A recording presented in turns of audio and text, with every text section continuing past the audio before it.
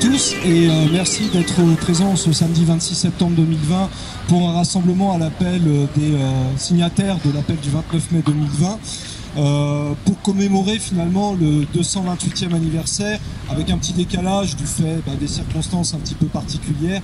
Le 228e anniversaire non seulement de la victoire lors de la bataille de Valmy le 20 septembre 1792, mais également de la fondation de la Première République. Et cette journée, nous l'avons baptisée justement Bastille, Valmy, Maastricht, République. La construisons un nouveau CNR pour de nouveaux jours heureux. Parce que plus que jamais, l'appel que nous avons lancé le 29 mai dernier, 2020, qui était pour le 15e anniversaire de la victoire du non lors du référendum européen le 29 mai 2005, c'était vraiment dans cette logique de reconquête de la souveraineté nationale et populaire. Et on voit bien que tous les gouvernements maastrichtiens successifs sont en train de détruire l'ensemble des conquêtes social-démocratiques. C'est ce que diront d'ailleurs les différents intervenants. Donc merci à tous les présents aujourd'hui pour participer à cette nécessaire réponse, y compris à Emmanuel Macron. Nous verrons pourquoi, parce que Macron cherche à réécrire, à réviser l'histoire de la République à sa manière. Donc aujourd'hui, en remerciant les passants de bien faire attention lorsque nous intervenons, aujourd'hui interviendront d'abord en tant que membre du Front syndical de classe et primo-signataire de cet appel, Anna Persichini, venue spécialement de Nice, et que nous remercions d'ailleurs pour l'occasion, pour sa présence. Puis ensuite Bruno Drewski, en tant que membre de l'ARA, qui est également l'un des primo-signataires de cet appel. Jean-Luc Pugeot, pour le club Penser la France, également primo-signataire de l'appel, et qui vient de publier un ouvrage qui est sorti d'ailleurs, dont il dira peut-être tout à l'heure. Et pour finir, moi-même, pour le pôle de renaissance communiste en France. Puisque l'appel que nous lançons se veut un appel ouvert, bien sûr, à toutes les formations progressistes qui luttent contre la fascisation, contre la construction européenne, contre le capitalisme, pour la sortie de l'euro, de l'Union européenne, de l'OTAN et de toutes ces institutions de la mondialisation capitaliste. Je cède tout de suite la parole à Anna Persichini et que nous remercions vraiment pour s'être déplacée spécialement de Nice. Anna Persichini, membre du Front syndical de classe. Alors bonjour à tous, vous m'entendez là? Oui. Alors, chers citoyens, amis et camarades, membres du Front syndical de classe, je suis très heureuse de participer au rassemblement initié par les signataires de l'appel du 29 mai 2020 afin de lutter pour la reconquête des droits démocratiques et sociaux et de la souveraineté nationale et populaire, mais aussi en finir avec tous les instruments de soumission des travailleurs et des syndicalistes de combat envers les directions syndicales ayant capitulé particulièrement devant l'Union européenne supranationale et ayant abandonné le projet de rupture avec le capitalisme. Il ne faut pourtant pas oublier que les directions syndicales comme celle de la CGT ont su prendre position contre les traités européistes par le passé, comme ce fut le cas le 20 septembre 1992 lorsque le traité de Maastricht fut ratifié de justesse. À cette époque, la direction nationale de la CGT appela les salariés à apporter leur pierre au rejet de Maastricht. Ce que firent massivement les classes populaires, les ouvriers, les petits paysans et les salariés, victimes de l'ordre capitaliste euro-atlantique et d'une économie de marché ouverte où la concurrence est libre et non faussée, uniquement pour les grandes firmes multinationales. Et lorsque le jaunâtre Bernard Thibault appela à voter oui au traité établissant une constitution pour l'Europe en 2005, il fut désavoué par le vote au sein de la Confédération de syndicalistes de combat et de travailleurs précarisés et exploités qui saisirent parfaitement ce que ce traité scélérat signifiait pour démantèlement des services publics, à commencer par la SNCF, EDF, GDF, les hôpitaux ou encore l'éducation nationale, et plus généralement de la fonction publique. Casse de tous les droits comme celui du travail, de la sécurité sociale et des retraites par répartition. Domestication accrue du syndicalisme de classe et de masse au sein d'une confédération européenne des syndicats, désormais dirigée par Laurent Berger, collaborateur de classe macroniste et européiste, qui promeut un prétendu dialogue social avec le MEDEF, tout heureux d'imposer un peu plus ses dictats chaque année. La CGT combative contribua alors à la grande victoire populaire du 29 mai 2005. Si les dirigeants confédéraux respectifs de la CGT depuis Bernard Thibault ont rallié sans sourciller la funeste construction européenne et validé a posteriori le traité de Maastricht et par là même capitulé devant le patronat, les Gilets jaunes et de plus en plus de travailleurs en colère et un nombre croissant, de syndicalistes menant le combat de classe au sein notamment de la CGT, lutte contre l'asservissement à l'ordre capitaliste mondialisé et ses institutions comme l'Union européenne. C'est dans cette optique de rupture avec l'Union européenne, l'euro, l'OTAN et la mondialisation capitaliste, comme le rappelle l'appel du 29 mai 2020, que le Front syndical de classe dont je suis membre s'est créé afin de rassembler tous les syndicalistes refusant de s'aligner sur les mots d'ordre de dialogue social ou de débat avec le MEDEF et les gouvernements défendant les intérêts de classe, combattant toutes les contre-réformes détruisant les droits obtenus de haute lutte et en cela poursuivant les luttes menées par les citoyens et les travailleurs depuis des décennies, et même depuis la fondation de la Première République. Car cette dernière, après sa proclamation le 21 septembre 1792, au lendemain de la victoire de Valmy, défendit des droits sociaux majeurs au sein de la Constitution et de la Déclaration des droits de l'homme et du citoyen, adoptée le 24 juin 1793, comme le rappellent les articles suivants. Article 21. Les secours publics sont une dette sacrée. La société doit la subsistance aux citoyens malheureux, soit en leur procurant du travail, soit en assurant les moyens d'exister à ceux qui sont hors d'état de travailler, soit exactement le contraire des délocalisations, de la désindustrialisation, de l'explosion du chômage et de la précarité généralisée favorisée par les euro-gouvernements successifs. Article 22. L'instruction est le besoin de tous. La société doit favoriser de tout son pouvoir les progrès de la raison publique et mettre l'instruction à la portée de tous les citoyens. Article 23. La garantie sociale consiste dans l'action de tous pour assurer à chacun la jouissance et la conservation de ses droits. Cette garantie repose sur la souveraineté nationale. La destruction du Code du travail, des retraites par répartition et de la sécurité sociale sont totalement antinomiques avec ce principe fondamental.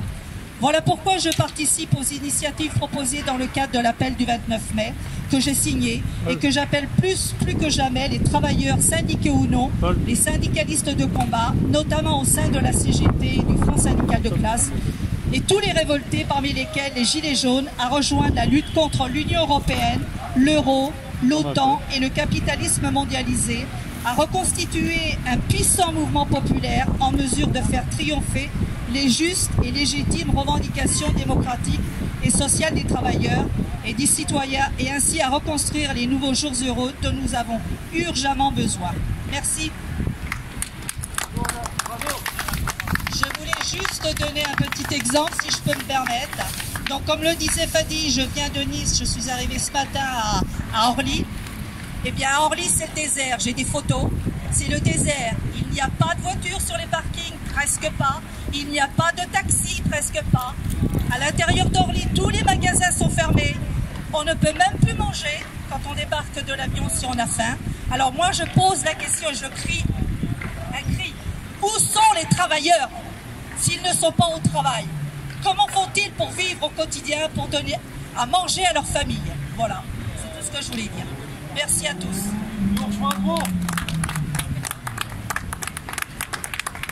Et merci beaucoup Anna, parce que c'est vrai qu'en plus faire tout ce trajet et arriver dans les conditions que tu viens de décrire, c'est encore moins évident.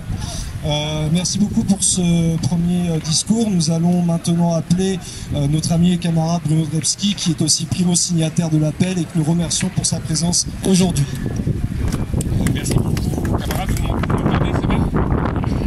Donc merci beaucoup, camarade ami, pour cette invitation et aussi de m'avoir proposé de signer cet appel. Je soutiens évidemment totalement et pour lequel j'applaudis des deux mains.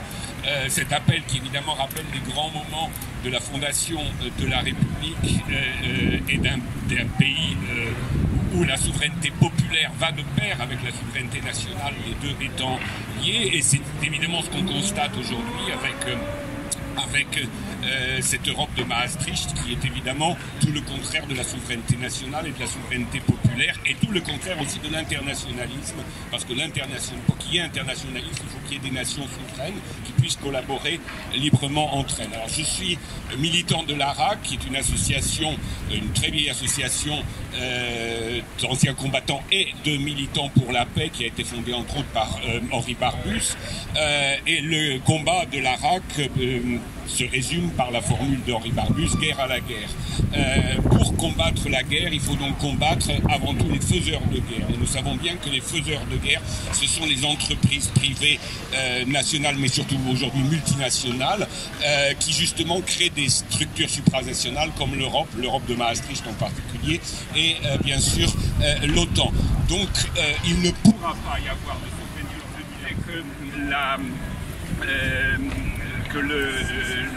l'Union européenne comme l'OTAN évidemment sont très liés. Il faut bien voir que les différents traités européens couplent l'Union européenne avec l'OTAN. Donc quand on nous parle de défense européenne, quand on nous parle d'indépendance de l'Europe face aux États-Unis, c'est de la pure propagande. Dans les faits, il s'agit de la même machine, une machine de guerre. Et d'ailleurs, on voit que les différentes puissances européennes ne se prisent pas d'intervenir militairement dans différents États, que ce soit au Moyen-Orient, en Afrique ou ailleurs. Et que donc le combat pour la paix aujourd'hui, c'est aussi le combat pour avoir des armées au service de la nation, non pas des armées au service de l'Empire et de l'impérialisme et des grandes multinationales, dont l'Union européenne est le relais, et où évidemment l'inégalité entre les pays est évidente. Et où l'inégalité entre les peuples, entre les pays est devenue évidente, aux dépens de tous les peuples, parce que finalement aucun peuple ne gagne à cette Europe multinationale qui n'est que le relais de l'impérialisme américain mondialisé et fauteur de guerre. On voit bien aujourd'hui que les risques de guerre mondiale sont devenus absolument évidents. On a des campagnes systématiques de dénonciation de n'importe quel État sur Terre qui est plus ou moins indépendant. Et donc nous avons, nous, ici en France, le devoir de faire en sorte que la France devienne un pays souverain pour pouvoir collaborer avec les pays et les États et les peuples qui sont aussi indépendants et souverains. Et c'est ça, je pense, la vraie notion de la bataille de Valmy. La bataille de Valmy n'était pas qu'une bataille pour la France, c'était une bataille pour la liberté des peuples, de tous les peuples. Et c'est à ça que nous devons nous atteler. Voilà.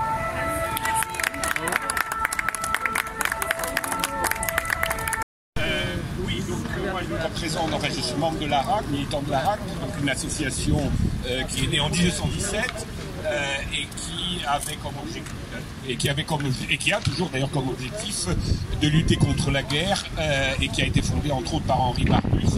Le combat pour la paix est toujours d'actualité, encore plus d'actualité à l'heure où les dangers de guerre mondiale deviennent évidents partout dans le monde, où on voit que chaque pays qui est plus ou moins indépendant de l'Empire, ou ce qu'on appelle l'Empire, est menacé d'agression, de subversion, de, entre guillemets, révolution colorée, ou de toutes sortes d'occupations, comme ça se passe en ce moment en Afrique ou dans d'autres parties du monde.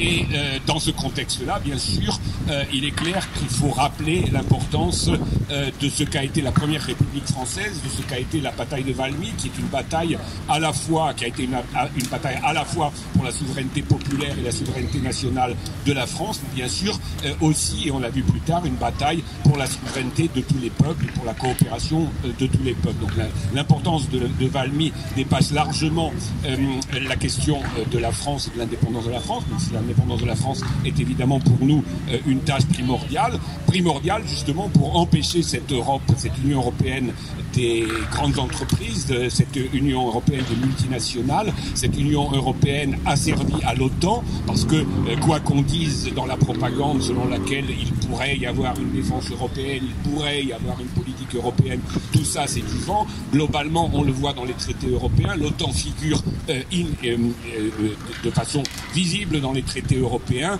et on n'a jamais vu évidemment l'Union européenne prendre quoi que ce soit comme mesure qui serait en quoi que ce soit indépendante des intérêts de ce qu'on appelle l'Occident, qui est un concept évidemment euro-atlantique. Et donc dans ce contexte-là, la lutte contre l'Union européenne et contre l'OTAN va de pair. Les deux sont intrinsèquement liés, c'est la même machine contre laquelle on s'occupe, on combat. Et à ce sujet-là, l'importance de la bataille de Valmy est importante, puisqu'on voit que les premières conquêtes populaires en France ont eu lieu au moment de la Révolution française, et qu'aujourd'hui on remet en cause non seulement les conquêtes du XXe siècle, mais on est en train de remettre en cause toutes les conquêtes de la nation française depuis 1789 jusqu'à nos jours, dans une espèce de dilution des souverainetés dont tous les peuples d'Europe souffrent, puisque c'est aussi vrai pour la France que pour la Grèce, que pour l'Italie, on l'a vu au moment de la crise du Covid. L'Union européenne ne s'occupe pas des peuples, ne s'occupe pas de la santé des peuples. En revanche, elle s'occupe de la santé du capital et de la santé des grandes entreprises militaires, puisque c'est quand même le secteur militaro-industriel qui est le plus puissant secteur économique aujourd'hui, à cause justement des délocalisations qui font que les autres productions ont été transférées là où on peut exploiter la main-d'œuvre de façon beaucoup plus rentable. Et donc le combat pour la souveraineté populaire, la souveraineté nationale, c'est aussi le combat pour la réindustrialisation et le retour d'une économie productive dans notre pays, et évidemment aussi dans les pays voisins qui sont confrontés aux mêmes politiques. Voilà. Merci beaucoup. Notre ami et camarade Jean-Luc Pujol pour les clubs Penser la France.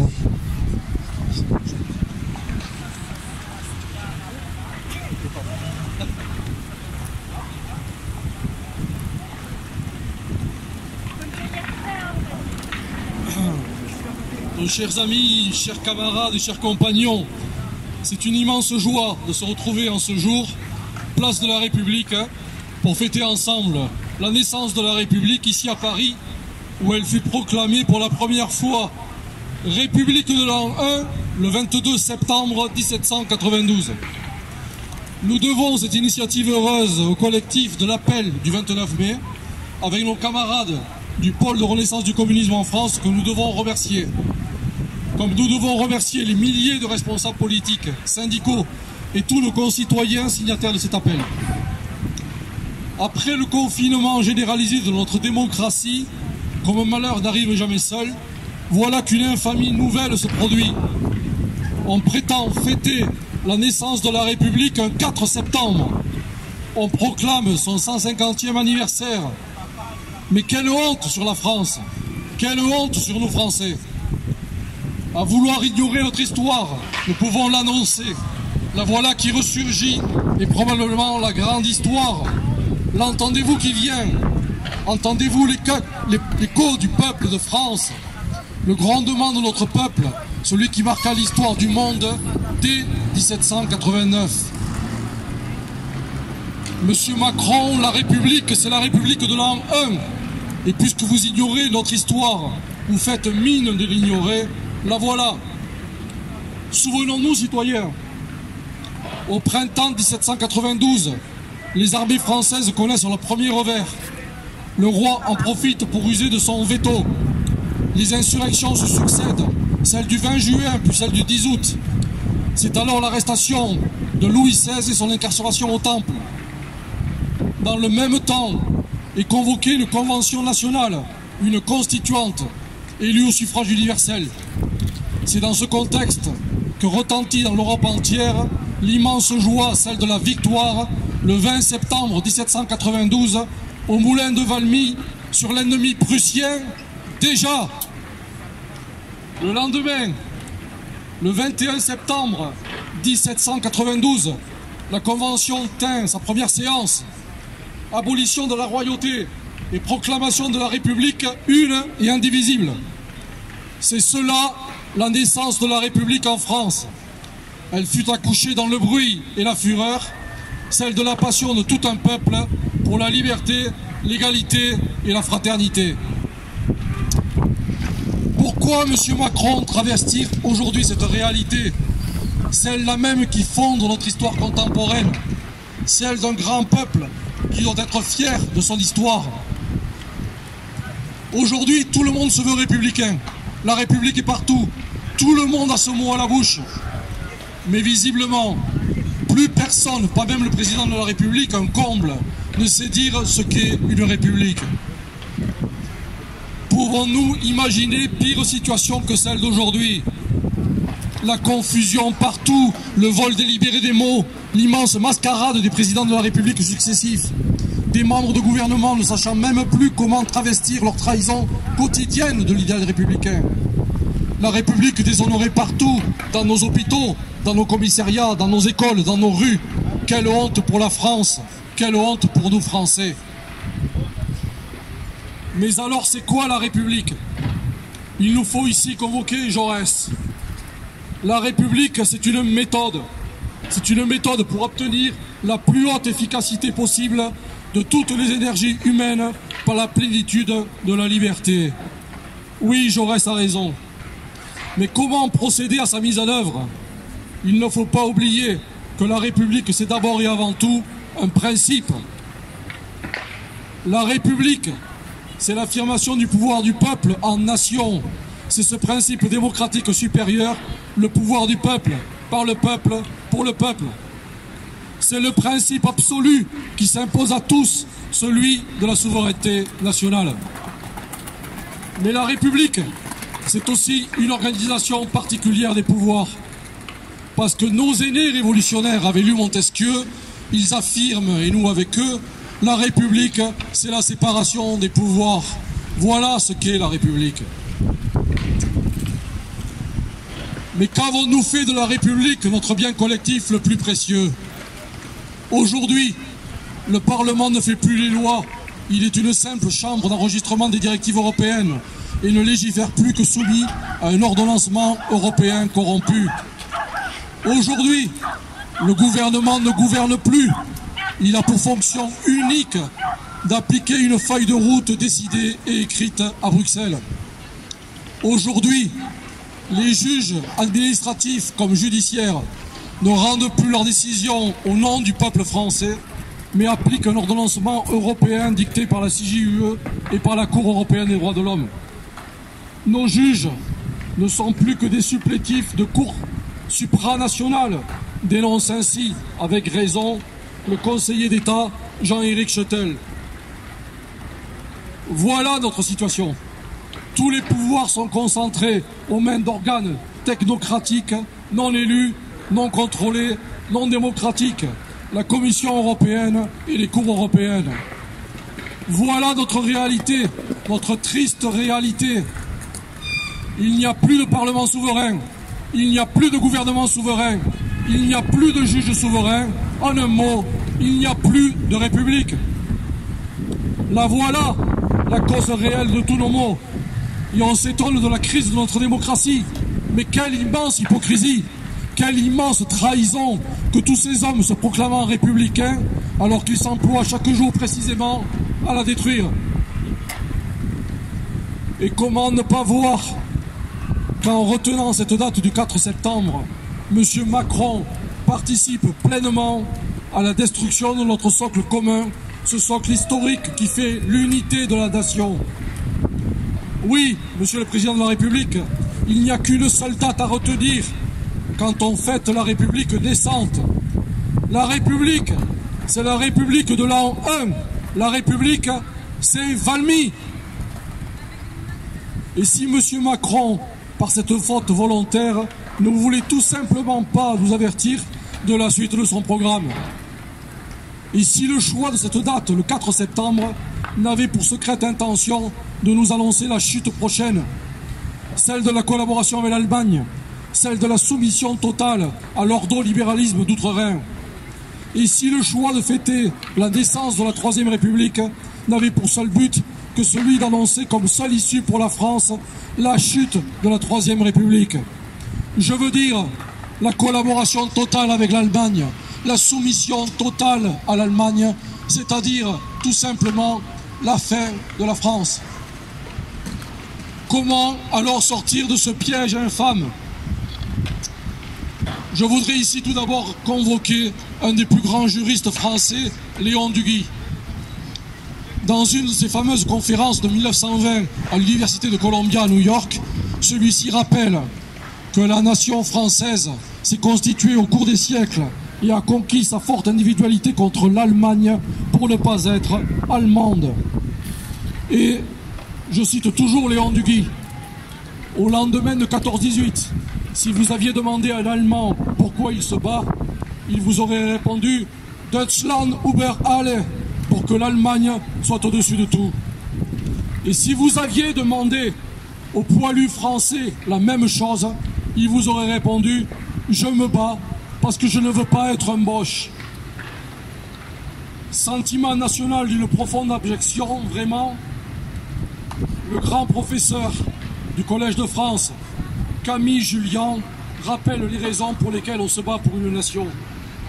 Bien sûr, on se bat pour garantir sa sécurité, mais on se bat aussi, et peut-être surtout, pour protéger sa façon de comprendre la vie.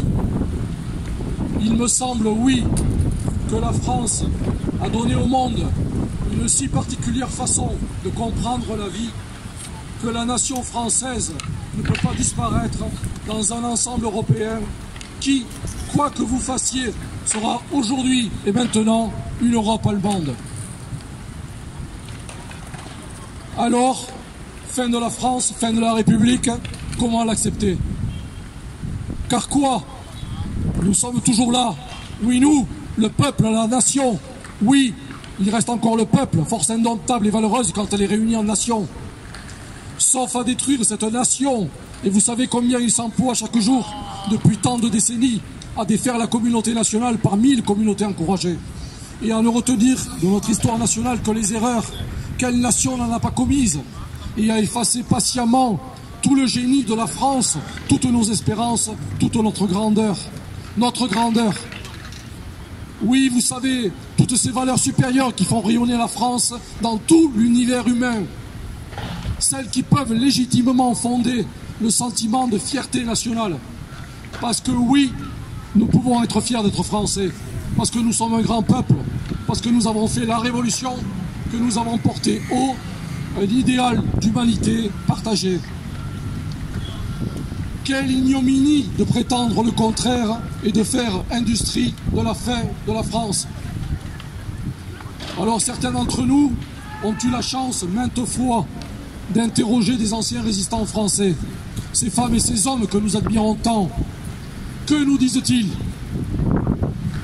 Aux pires heures du découragement, nous avions pour objectif premier de réveiller le sentiment national chez les Français. Comment ne pas comprendre qu'à l'heure du danger, cet objectif est essentiel? Comment ne pas comprendre qu'il nous faut réveiller le sentiment national? C'est la condition première pour reprendre en main notre destin et refonder la République. Aussi, nous pouvons ce soir lancer un appel à tous les Français, et particulièrement à toute notre jeunesse de France. Un appel à toutes les jeunes filles de France, un appel à tous les jeunes hommes de France. Oui, vous pouvez être fiers d'être Français. Oui, nous devons travailler tous ensemble à réaffirmer la nécessité d'une véritable et pleine souveraineté française, base première pour refonder la République. Voilà notre programme, celui du nouveau Conseil national de la résistance dont la France a tant besoin. Il faut, une fois de plus, encore et toujours, réaffirmer contre toutes les oligarchies qui nous dirigent que seul le peuple est souverain. Vive la République, vive la France. Merci. Merci Jean-Luc.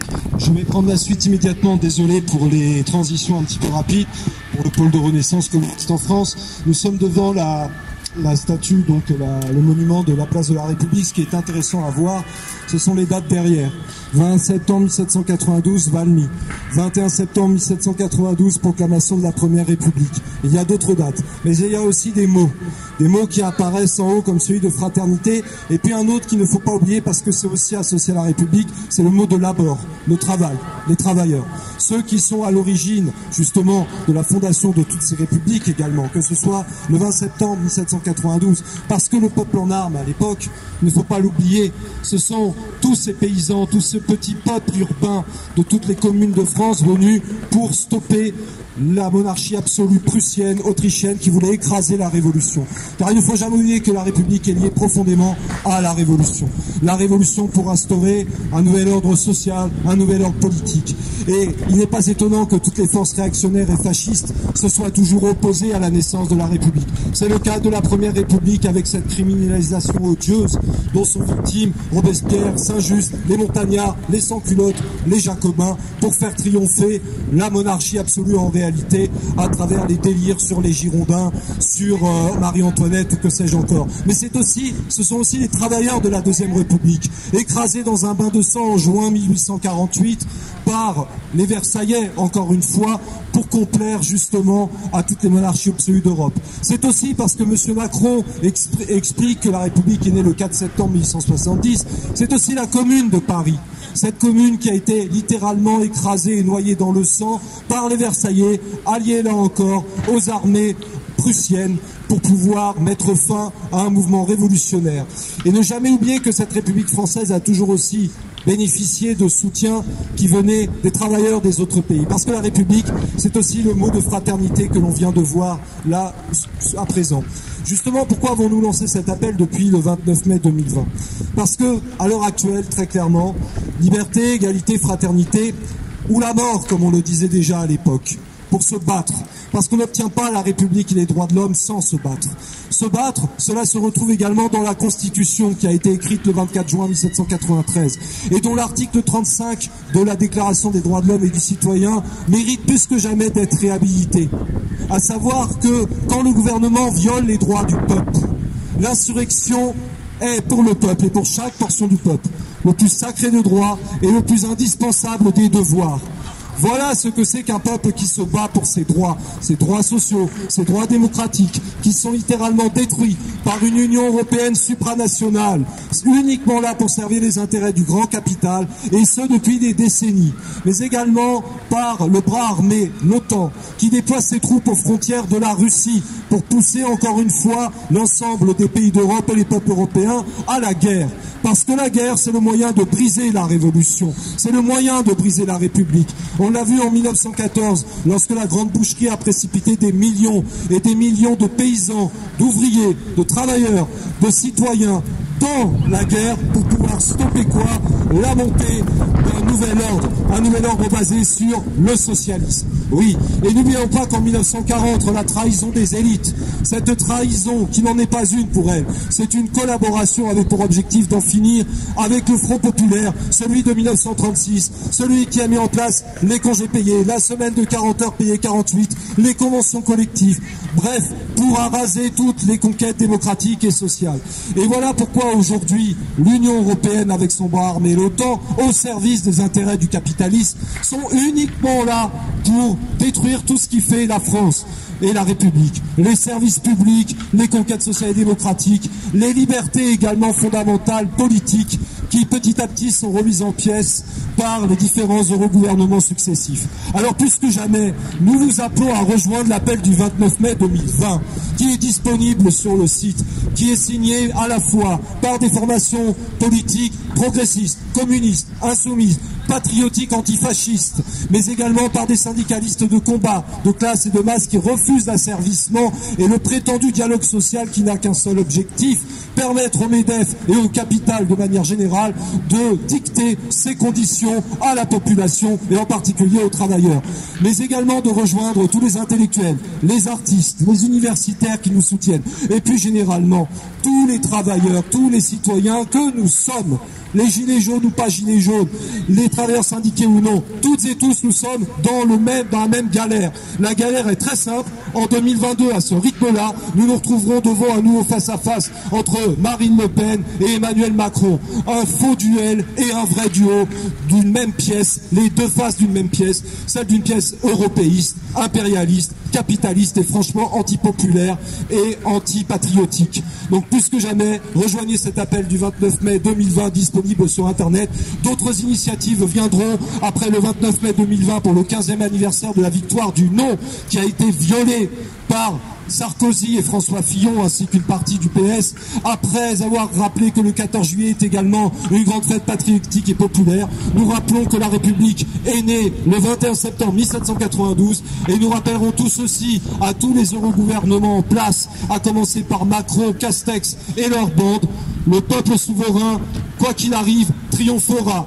La République est là pour triompher. La patrie ou la mort, le socialisme ou mourir, nous vaincrons.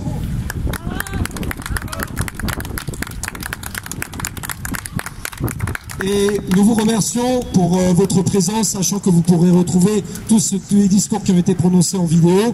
J'appelle maintenant les différents intervenants à nous rejoindre, parce que quand on chante pour la République, eh bien on chante pour la Marseillaise, mais aussi ne pas l'oublier pour l'Internationale, parce que l'Internationale était aussi un chant pour les républicains, les communards, ceux de 1848, ceux encore plus de 1871 et la suite. J'invite donc les différents intervenants à me rejoindre pour que nous puissions chanter, et vous tous avec nous, la Marseillaise et l'Internationale.